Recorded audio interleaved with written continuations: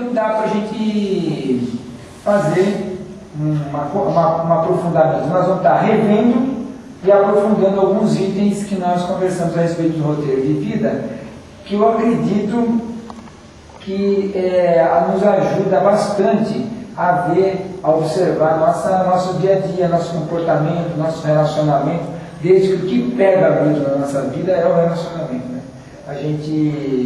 O grande problema nosso na vida é o outro, não é isso? E é claro que dentro dessa visão, o outro é só um espelho que me ajuda a perceber aquilo que eu sou, as minhas limitações, e o que eu preciso avançar. Então, e às vezes isso não está claro para nós, porque a gente está dentro de uma rotina muito grande e não consegue perceber. E a gente fala tanto em reforma, tanto em autoconhecimento, mas na prática mesmo a gente não consegue fazer mudanças efetivas. E eu sempre comento que passam os anos e a gente percebe que a vida da gente é a mesma, e é por esse motivo que eu acho que é tanta depressão, tanta insatisfação. Passam os anos e você vai percebendo que as coisas vão se repetindo, você vai ficando mais velho, logo você está indo para o lado de lá, e aí o que você construiu efetivamente de novo, né? As insatisfações são permanentes. É por esse motivo que talvez o materialismo fale tão alto, justamente porque nós buscamos alguma válvula de escape para essa ansiedade, para essa insatisfação. Os homens vivem, homens e mulheres, vivem um momento de grande insatisfação. Apesar de todos os avanços que nós temos, há uma grande insatisfação. Apesar dos meios de comunicação, a internet, apesar de ter esses veículos maravilhosos, que nós poderíamos dizer que seriam instrumentos de aproximação do ser e felicidade do homem, a gente muito pelo contrário. Se a gente entra numa internet, por exemplo, e começa a conversar com as pessoas, a gente vê que a grande maioria delas estão totalmente insatisfeitas, estão infelices, estão buscando alguma coisa, buscando alguém. Então por que essa insatisfação?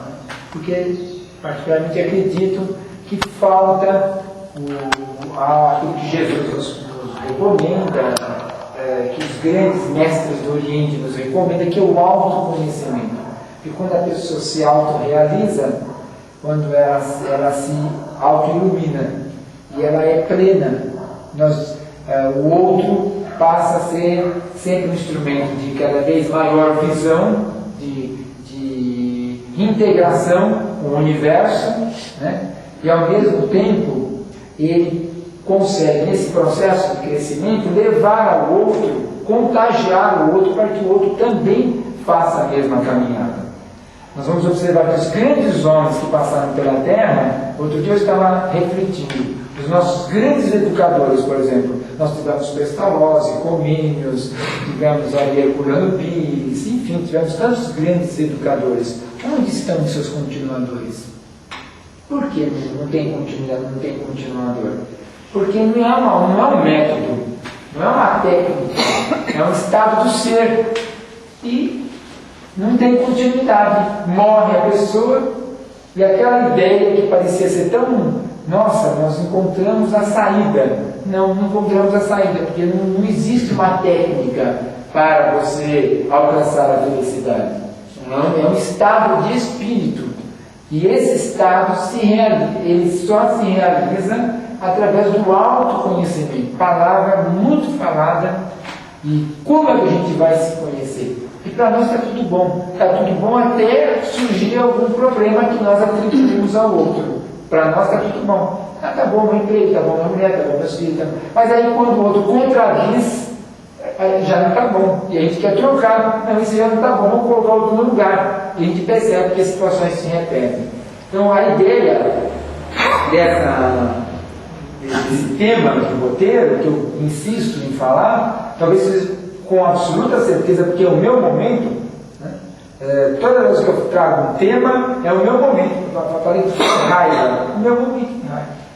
Momentos que a gente passa e a gente tenta buscar, através da doutrina, através do avanço que hoje tem da ciência, principalmente na ciência psicológica, né, das ciências, que eles possam nos dar o que eles podem sinalizar para nós, para a gente poder mudar, né? Não se preocupando com o que os outros vão falar, mas no sentido de ficar com o nosso ego dolorido, doloroso, não é isso?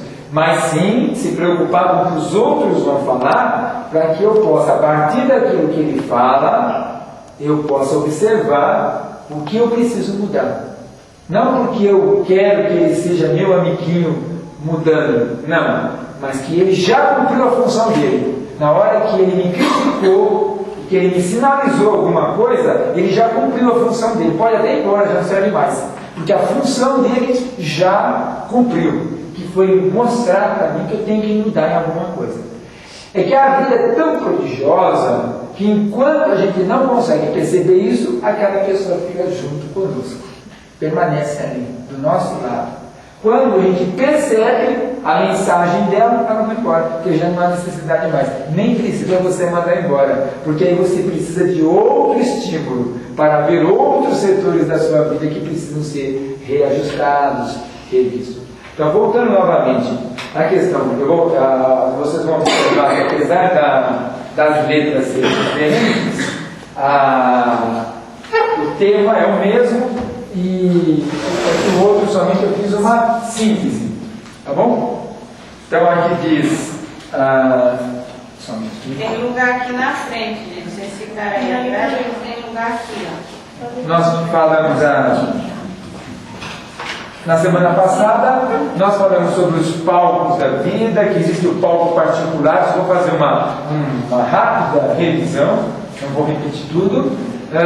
Dois palcos, o palco particular, onde nós fazemos a reorganização do pensamento da nossa vida, de como nós vamos representar. O palco onde nós lidamos com o público, que é a nossa atuação, de como é que as pessoas nos veem e como nós queremos que ela nos veja, qual é o papel que nós estamos representando, né? E nós gastamos, como nós dissemos, muita energia na representação desses papéis, que podem ser legítimos ou ilegítimos. Em todos os setores nós vamos observar, tudo pode ser legítimo ou ilegítimo. Então, quando o nosso papel é ilegítimo, quando é uma representação somente, nós temos um desgaste muito maior. Todo desgaste é sinônimo de fragilidade espiritual. Por quê? Porque toda energia que nós desgastamos para mostrar aquilo que não somos, essa energia que poderia ser canalizada para a construção da minha vida, eu passo a não ter. Então eu perco a minha capacidade de criatividade. É por esse motivo que em alguns momentos da vida da gente, a gente não tem, eu não consigo, às vezes a gente não sabe expressar verbalmente, porém existe um vazio, porque o ser humano nasceu para criar, para construir, né? E quando nós somos ilegítimos, não somos verdadeiros, nós ficamos com a nossa mente vazia, e nós passamos a somente repetir fatos, e nas nossas relações não se constrói absolutamente nada. E é claro que o corpo, como expressa o anseio da alma, ele passa a ficar enfermo. Então dói aqui, dói ali, é dor no estômago, é dor na cabeça, é dor aqui, é dor ali. E para nós espíritas, infelizmente, então naquela ideia, não estou pagando no passado. Se eu tenho problema no estômago, é porque eu fiz isso, eu matei alguém, dei um tiro no estômago dele. Não é bem assim. Se eu estou com um problema no estômago, porque nessa encarnação eu não aprendi ainda algumas coisas. Eu preciso descobrir o que é o meu corpo, né? Falando da forma mais grosseira, o que ele está sinalizando para mim. Às vezes eu estou com muita raiva, ódio de alguém e não estou encarando a realidade, eu estou mentindo para mim mesmo, né? Faz aquela cara de bonzinho, de bonitinho, isso. Mas isso são papéis que nós acabamos incorporando na nossa infância, muitas das vezes. E nós não devemos isso. A questão toda é de olhar, porque às vezes no nosso roteiro de vida, na infância, os nossos pais podem estar sinalizando para nós: olha, para você ser amado, para você ser querido, você tem que ser bonzinho, por exemplo. Tá certo? Então nós crescemos achando que nós temos que ser bonzinho, que é diferente ser bonzinho e ser bom, né? É muito importante para isso. O que nós vemos hoje no meio da religião? As pessoas têm que ser boazinhas, elas têm que ser obedientes. Só que isso tudo não faz com que o indivíduo cresça, amadureça interiormente.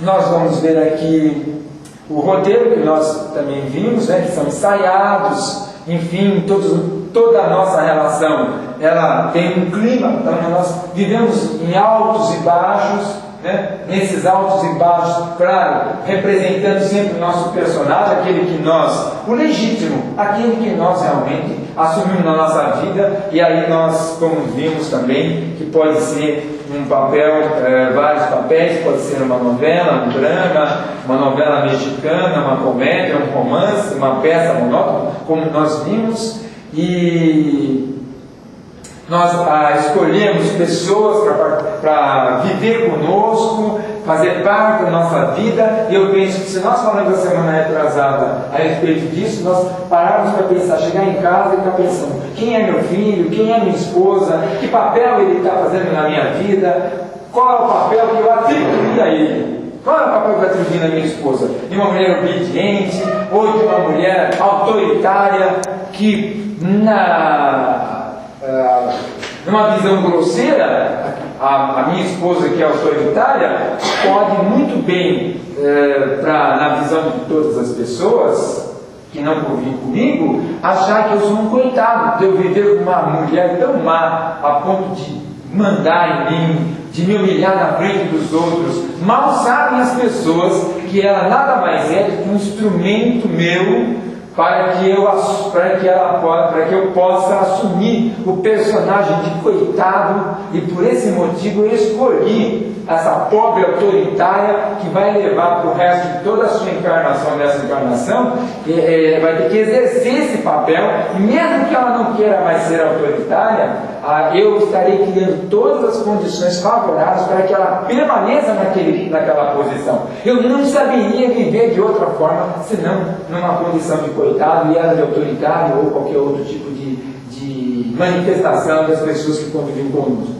Então, quais são os papéis das pessoas? Esse olhar, né? Então, quando nós falamos em autoconhecimento, é ter um novo olhar sobre o nosso lar, sobre as pessoas que estão conosco, não é isso? E aí nós falamos aí sobre as crenças que fazem parte dos nossos roteiros, os temas principais, temas de sucesso, de insucesso, temas de alegria, de desespero, não é isso? De perseguição, sofrimento, opressão, como nós vimos nas questões culturais, os países que vivem sempre perseguidos como os judeus, de opressão como os romanos, né? Nós demos esses exemplos, e aí aquela coisa, nós nascemos e temos algumas maldições, e algo que nos leva à prosperidade, né? Como no caso de nós buscarmos realmente o sucesso, a felicidade, o prazer. Qual é o roteiro estabelecido para nós? Não é isso? Isso é uma questão que a gente está pensando. Mas vamos lá. Nós falamos também a respeito de algumas coisas que nós estabelecemos, como nós os negros, nós os católicos, nós os espíritas. Eu sempre brinco que os espíritas hoje é muito interessante, que as senhoras andam com o cabelo azul, com o colarzinho de pérola, né? Aquela coisa muito bonitinha, sempre cheirosinha, né? Espírita, sempre muito bem arrumadinha. Você vai na semana espírita, parece que sai assim, todas elas saindo do mesmo salão de beleza, né? O cabelo azul. Cabelo azul, né? Cabelo azul, coração de pérola, brinquinho de pérola, não é isso? Muito simpática, sempre sorrindo, né? Falando baixinho, fala mansa, né? Fala mansinho, não é isso? E então essas questões, claro que parece que não, mas nós vamos incorporando algumas coisas. Percebe? Isso até nas próprias manifestações espirituais, algumas coisas hoje já mudou alguma coisa, mas antigamente ninguém recebia um bom espírito se ele desse umas 10 fungadas antes da manifestação. E depois falava graças a Deus, graças a Deus, graças a Deus, graças a Deus. Estou do lado direito do meu aparelho, do lado direito de todos vós, com a graça de Deus. Para quem é os antigos espiritismos sabe que essa era a palavra principal, o chavão, né? Estou feliz de estar nessa mesa, nesse banquete espiritual, eu pensava assim, realmente. E aí, muito bem, então nós vimos aí os roteiros familiares, né, que nós comentamos isso, as mulheres como são. Aqui é interessante, roteiro psicológico de um indivíduo, que quase toda a atividade humana é programada para um desenrolar do roteiro que começa na infância.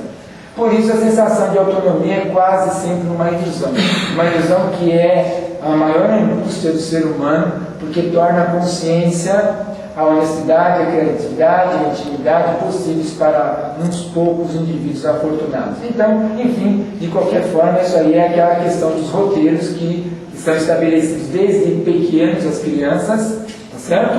Que nós também fizemos essa reflexão.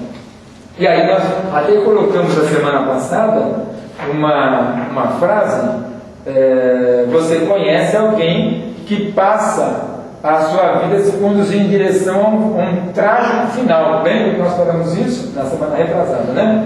Mas também algumas frases que nós não colocamos, como essas.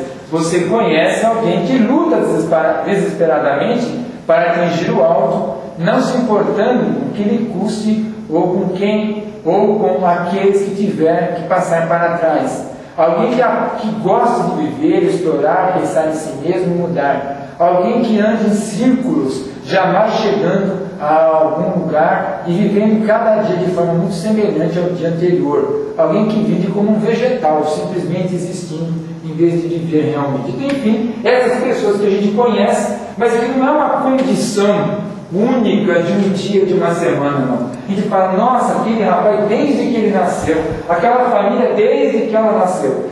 Para o espírita é o karma. Então eu quero deixar bem limpo, limpar esse campo que eu acho que é muito prejudicial para nós. Nós não viemos na Terra para sofrer, né? Nós vemos muitos palestrantes, inclusive alguns que eu tenho ouvido ultimamente, me bata, me gosta, me chute, né? Nada disso. Nós não viemos para isso, nós viemos para... Claro que às vezes a vida dá umas lambadas na gente. E a gente, né, opa, leva daqui, leva dali, e ele coloca pessoas para nos dar lambada, mas nem por isso eu vou agradecer a vida de estar me dando algumas alertas, mas não fazer o culto à dor, o culto ao sofrimento. Lembrando que nós estamos aqui para mudar. Então, se eu estou levando lambada, não é porque a vida está sendo má comigo, é porque é o material que eu estou oferecendo para a vida que está me devolvendo. Então, se eu estou dando a ela isso, eu tenho que mandar um material diferente para ela. É uma outra visão, tá certo? Então, se eu estou com problemas emocionais, se eu estou com problemas mentais, se eu estou com problemas físicos, se eu estou com problemas familiares, o que está acontecendo? O que eu estou oferecendo para a vida? Sem mentira, sem hipocrisia. Porque nós mentimos para as pessoas, mas não mentimos para a vida. A vida, ela é uma lei. Nós temos leis rigorosas. Não adianta a gente ficar choramingando, porque Deus não se comove com as nossas lágrimas. Deus não é um homem barbudo, Ele não se comove com as nossas lágrimas. Então, nós falamos sobre as questões das relações não verbais, né? Do toque, do som, do sorriso, das palavras. Nós sabemos muito bem do poder da palavra. Emmanuel, ele, em todas as obras dele, vai falar sobre o poder da palavra que nós temos, não é isso? Nós, inclusive, falamos nessa questão da hostilidade, fundamental isso. Né? O outro é importante, você tem que mostrar que o outro é importante para você, não é isso? E aí nós falamos a respeito da questão de você estar emitindo palavras de sucesso para as pessoas que convivem com você, e porque se você emitir palavras de fracasso, é o que ela será, principalmente as pessoas que estão dependentes de nós. E aí coloquei aqui uma série de frases que podem levar a pessoa ao fracasso ou ao sucesso. falamos sobre o roteiro de maldição. Não comecei ainda a nossa palestra, só estou aqui fazendo a introdução. Aqui o roteiro da maldição que nós enviamos para os nossos filhos. Falei sobre o Rony, aquele rapaz que se suicidou, tá certo? Ele se suicidou porque os pais prepararam ele para o suicídio, como também o suicídio da sua irmã. Quer dizer, ele praticamente não tem saída, não é isso? E essas questões, e aqui nós não comentamos essa semana retrasada, são ordens que nossos filhos ordens diretas que nossos filhos podem ouvir, como: você não pode fazer isso, deixe-me fazê-lo por você, dizendo para a criança: você é um incapaz, deixa que eu faço. São pequenas coisas que nós vamos falando para as pessoas: não faz isso. Não é isso? A mulher, principalmente, que é o sexo frágil, às vezes ela vai levantar lá 5 quilos de arroz e o marido fala: deixa benzinho, deixa que eu pego. O que ele está falando para ela? Você nem 5 quilos consegue segurar. E ela, ao invés de falar: não, 5 quilos eu posso. Não é isso? Aí ela fala: deixa, ela carregar. Aí depois ela reclama, certo? Porque ela é fraquinha, então ele faz o que quer dela depois. Aí, se derem um prêmio à feiura, você ganha. Né? Tem gente que fala isso. Fala com uma criança: vai brincar na autoestrada. Já pensou? Ele diz: isso aí desapareça. Ou aquela coisa que alguns pais fazem: você é a pombinha aleijada do papai. Quer dizer, uma criança dessa, imagina. Então são ordens destrutivas, é uma verdadeira maldição, é um enfeitiçamento que essa pessoa nasce. Nós vamos ver agora, aí quando a gente começar a nossa conversa, vocês vão ver essa influência na vida da pessoa, tá bom? O enfeitiçamento pode ser verbalizado: caí numa armadilha, não tenho saída, nasci para perder. Isso é muito comum. A pessoa pode não falar explicitamente nasci para perder, mas tem pessoas que inclusive falam isso: eu nasci para nada dá certo na minha vida, né?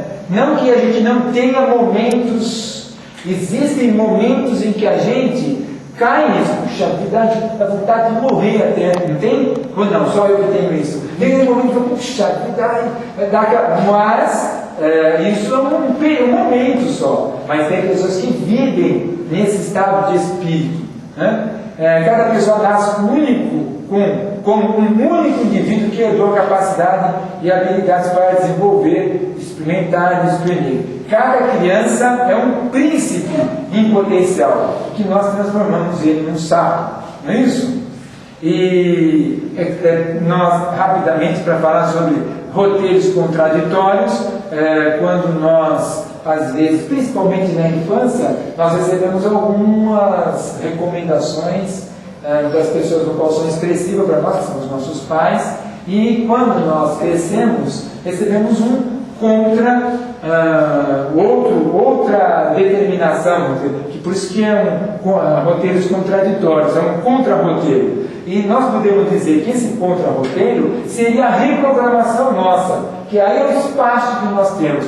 Como ele diz aqui, né? Nós temos lá uma bruxa que, na figura de uma mãe, às vezes, que fala desaparece, mas depois aparece uma pessoa que diz: olha, cuidado para atravessar na rua. Essa pessoa resgata você de alguma forma, mas nós temos que localizar essas situações que nos foram de grande conflito. Como nós fazemos isso? Na maneira como nós sentamos. Você já percebeu como você senta? Como você fala, as palavras que você mais repete. Às vezes eu percebo que muitas vezes falam: puxa, é fogo, nossa, é fogo. Fogo, quer dizer, por que fogo? Né? Quer dizer, não vou falar, senão vocês vão ficar sabendo o que eu penso. Mas as pessoas têm que analisar: por que será que eu repito sempre as mesmas palavras? Por que eu tenho sempre essas questões? Nós, volto a dizer, nós não temos o hábito de parar para pensar. Quando a gente para, a gente dorme às vezes.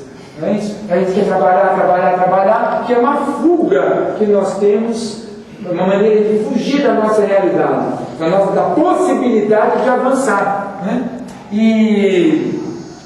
Então lá, papéis e temas nos dramas da vida. As mensagens, quando são recebidas pela criança, levam-no a tomar posições psicológicas, isso nós também já vimos, né?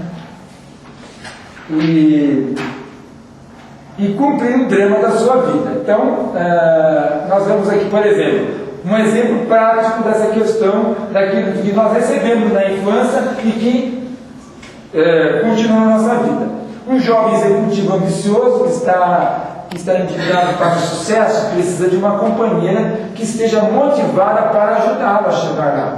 Procura uma mulher educada, que saiba receber, igualmente ambiciosa, que não irá contrariar seus planos dramáticos. Por sua vez, ela o escolhe para preencher um papel adequado para o seu roteiro. O que é o encontro de duas pessoas? São pessoas que estão procurando personagens com aquele perfil que nós chamamos de karma.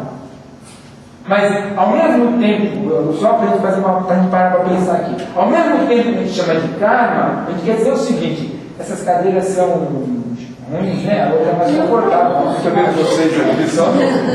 Por que a gente chama de karma? Porque o karma dá a ideia de que aquilo vem e não tem saída. Quando nós pensamos em questão de roteiro, ora, se eu tenho como meta na minha vida o sucesso, e eu reestruturo minha vida, faço uma reprogramação e não deixo que as crenças, os roteiros de maldições da minha família interfiram nas minhas decisões, ou seja, pelo menos eu faço um esforço de revisão de vida, claro que automaticamente aquela pessoa que faria parte da minha vida não vai fazer mais, porque eu mudo, e mesmo que ela venha a fazer parte da minha vida, ela não terá acesso em alguns setores que venham me prejudicar, porque aquela pessoa vai me encontrar, nós podemos até nos encontrar, mas ela não terá ação prejudicial como teria se eu não tivesse revisto ou me reprogramado. Teoricamente isso tudo é muito bonito, na prática é extremamente complexo, tá certo? Porque quando começa pelo como a gente levanta. Como é que você levanta de manhã? Você já tentou levantar diferente? Eu, por exemplo, estou fazendo uma prática agora que às vezes eu estou até quase perto uma hora, mas eu já me programei. Eu vou levantar, eu vou arrumar minha cama e vou colocar. Tenho isso todo dia, já mais de 2 meses. Põe o travesseiro no sol, cobertor, no sol, abro a janela, põe no sol, tá certo? Quando chove eu ponho ela recuada, mas põe. Nada está me impedindo de eu fazer isso, tá certo? Então, é uma coisa boba? É uma coisa boba, sim. É uma coisa boba, mas a gente começa a mudança nas coisas bobas. É umas coisas pequenas. Então, é reprogramar, é pegar seu prato da mesa e colocar na pia. Não porque a tua mulher gosta ou não gosta, esse é problema dela gostar ou não gostar. Mas é questão de você colocar ali, porque é seu aquele prato, você usou aquele prato. Não é porque você está fazendo isso para o outro. Quando você reformula a sua vida, reprograma a sua vida, você passa a fazer o bem para o outro, mas não por causa do outro. É uma outra visão, percebe? Não é questão não estou desacatando o outro aqui, dizendo que ele queira ou não queira, não é essa a minha intenção de forma alguma, porque nós estamos aqui no centro, eu não posso falar essas coisas.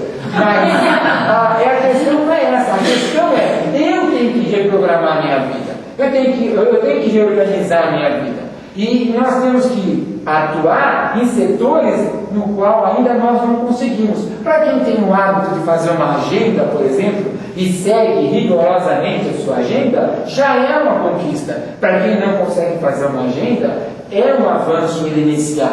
São essas pequenas coisas que nós podemos ir mexendo, né? Como nós levantamos, o que nós podemos mudar. Eu acho que o primeiro passo é o levantar.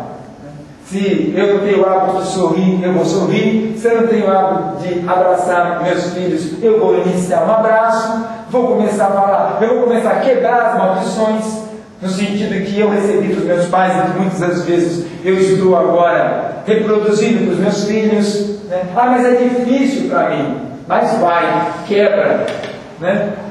Em nome de Jesus, Senhor, Jesus tem poder, quebra essa maldição. Vai lá e quebra a maldição, meu Deus do céu.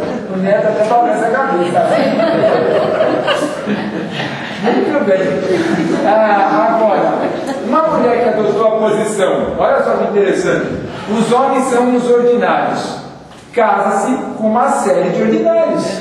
Não é isso? Parte do seu roteiro baseia-se em os homens não são ok. Cumpre a própria profecia, aborrecendo, pressionando, queixando-se e geralmente tornando a vida insuportável para o marido, que tem o seu papel para representar. Ele tem que ser ordinário, não tem jeito.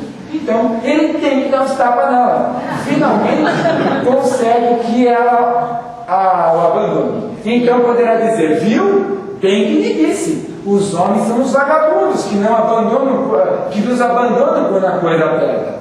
O hipocondríaco geralmente manipula os outros com a posição de desamparo e fraco. Sua companheira deverá reagir contra ele, aparecendo como a salvadora ou a perseguidora. Enfim, essas questões todas que eu gosto muito de trazer esses exemplos para a gente poder estar fazendo correr para a nossa casa, nas nossas relações, e a gente começar a viver. Não adianta você chegar para uma pessoa e falar, mas isso, como é que eu faço? Ele não pode te dar a resposta. É só você. Porque na hora que você conta a história para alguém, você já mascarou a história. Você não foi legítimo naquele momento. Nós somos muito ilegítimos. Não é isso? Nós chegamos uma pessoa e contamos uma história. Nós contamos mais ou menos assim. E aí, para outra pessoa, ela pode até sinalizar algumas coisas para a gente, porém, somos nós que temos que ter a clareza do fato. E aí, como nós vimos na semana passada, aquela história do menino, da mãe e do pai, onde um era perseguidor, o outro era salvador e o outro era vítima. Então, às vezes nós nos colocamos na condição de vítima, logo a seguir nós passamos o papel de perseguidor. O que eu não comentei com vocês na semana passada, foi porque também a gente não ia acontecer profundamente, mas existem, como nós dissemos, os papéis legítimos e ilegítimos. Quando o papel é ilegítimo, é complicado. Então nós trouxemos aqui a diferença entre um e o outro. Por exemplo, um papel legítimo. O perseguidor, como nós vimos, é alguém que estabelece limites necessários de um comportamento e está encarregado de manter um regulamento. Então, ele é um perseguidor que tem que ser feito assim porque é bom para todos. Já o papel ilegítimo é alguém que estabelece limites de comportamento desnecessário, estritos, ou está encarregado de manter um regulamento, mas o faz com brutalidade sádica. Então, uma coisa é você assumir um papel de perseguidor junto aos seus funcionários, junto ao seu filho, no sentido de dizer, olha, eu estou fazendo isso porque isso é bom para você. São normas estabelecidas para você. Na questão do ilegítimo, isso para a gente pensar bem como é que a gente age com as pessoas. Eu estou falando porque quem manda aqui sou eu, e você vai fazer o que eu quero que você faça. Certo? E o uso do poder, você sabe com quem você está falando? Não é isso? Essa questão toda. Então nós temos que pensar. Quando eu assumo esse papel de perseguidor, que é a função que às vezes nós ocupamos na condição de pais, né? Das funções que exercemos, como é que eu estou fazendo isso? Eu estou fazendo isso. E aí nós temos que pensar na questão evangélica. Eu estou fazendo isso para o bem daquela pessoa, ou eu estou fazendo aquilo para mostrar para a pessoa, olha, quem manda sou eu, você tem que me obedecer, senão eu te mando embora se você for um funcionário, ou senão você leva uma surra porque é meu filho, ou senão eu te dou uma suspensão porque você é meu aluno. Essas questões que nós temos que... por isso que nós dizemos que a psicologia hoje, ela está de braços dados com o Evangelho, que ela está mostrando, através dessa ciência, nós estamos observando a maneira plena de viver, harmoniosa de viver com as pessoas, tá certo? Outra questão, a questão da vítima. Vítima é alguém que se candidata a um emprego, mas é recusado por causa da raça, do sexo. É realmente uma condição que a pessoa se... Puxa vida, olha só. Agora veja uma questão que não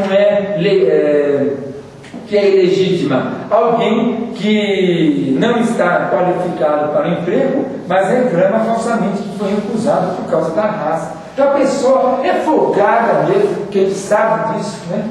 E se aproveita pelo fato de ser judeu, pelo fato de ser baixo, ser gordo, ser magro, ser negro, ser branco, ser amarelo, e aí fica se colocando na condição de vítima, mas é um papel legítimo que ele está ocupando, e é uma pessoa que uma pessoa que não vai ter sucesso na vida, porque tudo na vida, que é uma questão que nós temos discutido bastante com a pré-mocidade, é a questão do sucesso e do insucesso.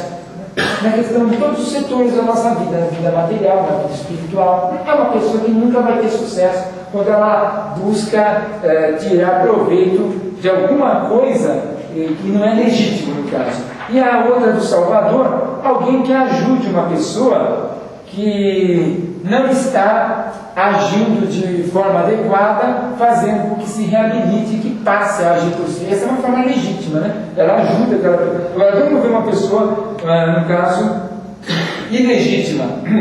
Aqui.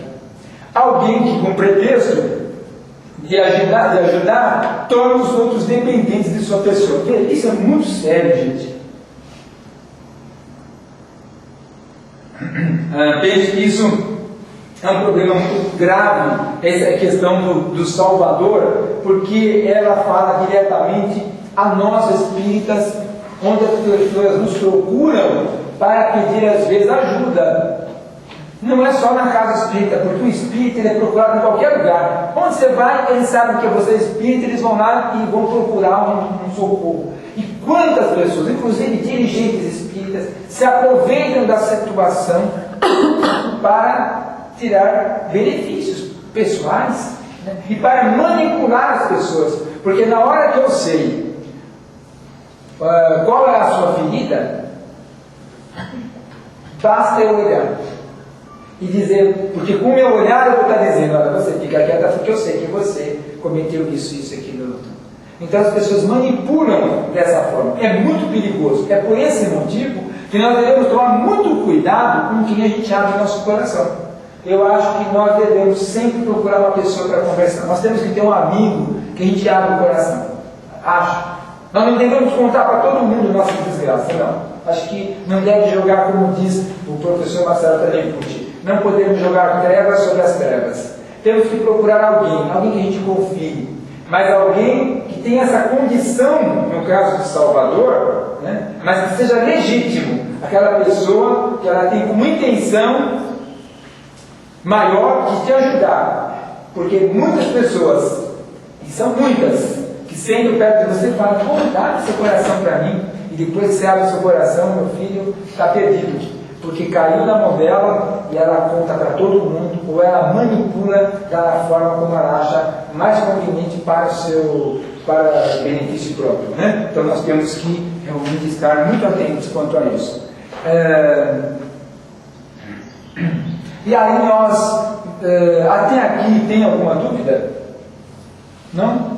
Vocês entenderam tudo? Beleza, hein? Vocês querem que eu fique quieto, mas tudo bem.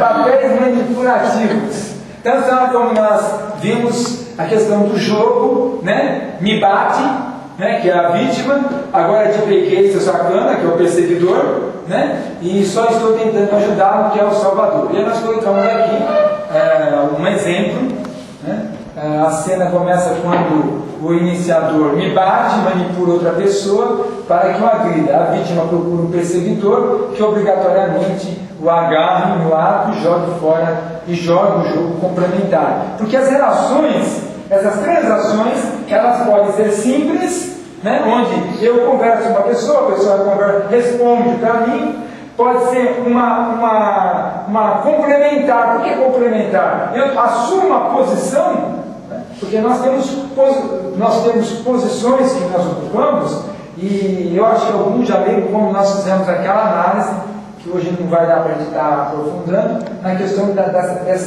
desses três personagens internos que nós temos. Claro que isso tudo é uma separação didática para a gente poder nos ajudar a entender o nosso comportamento com o outro. Temos aquela atitude autoritária, alguns momentos, que é aquela figura do nosso pai presente. Nós temos a atitude infantil da criança, que às vezes põe a perder todo o nosso trabalho. Às vezes uma piadinha fora de hora, uma risada fora de hora, uma brincadeira fora de hora, às vezes põe a perder todo o trabalho que nós realizamos. E a figura daquela pessoa centrada, aquele adulto, que nós devemos estar sempre tendo foco nessa pessoa. Que coleta dados, que faz análise e que tem essa sensibilidade de hora deixar que a criança se expresse, para que você também sorria, porque é muito ruim também ter uma pessoa que somente conta dados. Imaginemos um caso por exemplo, de um médico. Um médico que chega para você e ele é extremamente adulto e ele diz assim para você: olha aqui, meu amigo, você vai passar por uma cirurgia e você tem 50% de chance. Boa sorte para você, entendeu? Já pensou um negócio desse? Nós precisamos de um médico que tenha o lado paternal, né? O pai: olha, meu filho, você tem todas as chances, fique tranquilo, nós estamos aqui torcendo por você, certo? Então, essa conduta, por exemplo, a escolha dessa presença, desse ego, desse estado de espírito que nós devemos ter no relacionamento com as pessoas, dessa flexibilidade. Claro que tudo isso, quando dirigido pelo adulto, pela razão, né, pelo racional, claro que a gente consegue caminhar com muito mais segurança. Quando a gente se deixa levar pela irresponsabilidade, pela brincadeira, deixa para lá, uma coisa muito comum, por exemplo, quem lida com funcionários sabe muito bem disso, ou o professor sabe bem disso. Às vezes, nós, professores, por exemplo, quando eu sou chamado para dar uma palestra para professores, para outros professores, quando aqueles professores sentam nas cadeiras onde estavam sentados os alunos, eles descem, né, eles tiram a posição de professor e parece um bando de criança. E daqui a pouco estão jogando aviãozinho, estão batendo na carteira, estão contando piada. E você tem que tomar atitudes. Quantas vezes, gente, por favor, eu estou no meio de professores. E nós que estamos habituados a lidar com o professor, porque a pessoa, nós temos em alguns momentos que nós esquecemos a nossa condição e começamos a agir como crianças. E às vezes extrapolamos, como nós vemos alguns professores, né, que extrapolam nas reuniões. Às vezes extrapolam nas besteiras que falam, né, nas brincadeiras que fazem. E quantas vezes na nossa vida profissional, às vezes uma atitude infantil nossa faz com que a gente não pare para perceber: puxa, eu só fiz aquilo, mas eu só falei aquilo outro. Mas é porque nós não temos o hábito de perceber, de analisar essa conduta nossa, essas mudanças que nós temos, essas flutuações que nós temos internas. Falta do quê? Autoconhecimento. Nós não temos o hábito de nos ver. E nós não temos o hábito de aceitar a sugestão que as pessoas têm para nos dizer também. Para nos falar: olha, não foi bem isso, não foi bem aquilo. Tá certo? Porque o amigo, o verdadeiro amigo seria esse. Olha, Roberto, quando você estava falando a respeito do roteiro, e nós achamos que não caiu bem isso, não caiu bem aquilo. Eu acho que você falou muitas vezes, né? Eu acho que você foi infeliz naquela piada que você falou. E aí, nesse ponto, nós poderíamos estar amadurecendo, eu na maneira de falar, ou na maneira de dar aula, ou na maneira de andar, Roberto, na hora que eu te vi na rua, não caiu bem para você. Agora, eu tenho que ouvir, né, e fazer uma análise daquilo. Será que é bom? Será que não é? Será que essa é uma nova? Será que isso são estigmas que eu deixei marcado, né, que eu tenho que mudar, eu tenho que alterar? Né? Será que é porque eu estou agora realizando um novo momento da minha vida? Agora estou até conseguindo a ponto dos outros estarem me observando, mas o foco é você no processo de construção, de evolução. Tá certo? Então, eu acho que eu vou encerrando aqui, e a semana que vem a gente dá continuidade, porque vocês estão abrindo a boca já. É de espanto.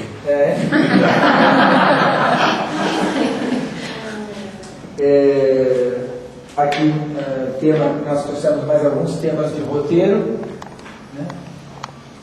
Perdendo a cabeça, sendo o máximo, salvando os pecadores, sendo útil, tendo coragem, sendo feliz. São temas, né? E aí, para a gente estar encerrando, e a semana que vem a gente dá continuidade, nós estávamos pensando qual é o tema da sua vida. Qual é o tema da sua vida? Porque todos nós temos um tema na vida. Qual é o tema da sua vida? Hei de vencer. Né? Hei de vencer. Aí tem, então essa semana, talvez na conversa com as pessoas, o outro é que vai sinalizar para nós. Porque uma coisa é o que nós achamos, outra coisa é que o outro sempre sinaliza para nós. O outro sempre sinaliza para nós. Às vezes está numa calçada, alguém te vê atravessar a rua e dá tchauzinho. Ou às vezes está numa calçada, alguém vem, atravessa a rua, te abraça e volta para a calçada dele. Ele está sinalizando alguma coisa para você. O que ele sinalizou para você? Por que ele veio te abraçar? Qual é o interesse dele? Em que ele está ligado a você? Esse dia eu estava na rua, uma pessoa que nunca me vê, ela me viu e veio sorrindo a minha direção. Eu falei, meu Deus, que beleza, que feliz. Aí ela veio me pedir uma bolsa de 100%. Eu ia falar isso agora, mas o quanto dinheiro esse outro também chega nessa relação? Nós olhamos para gente tanto caminho, fora outras vezes, quando eu a via, eu fazia assim, eu faço questão, quando eu não cumprimento, porque eu não vejo, porque se eu vejo a pessoa, eu buzinho, eu faço enfim, a pessoa, a minha parte eu fiz.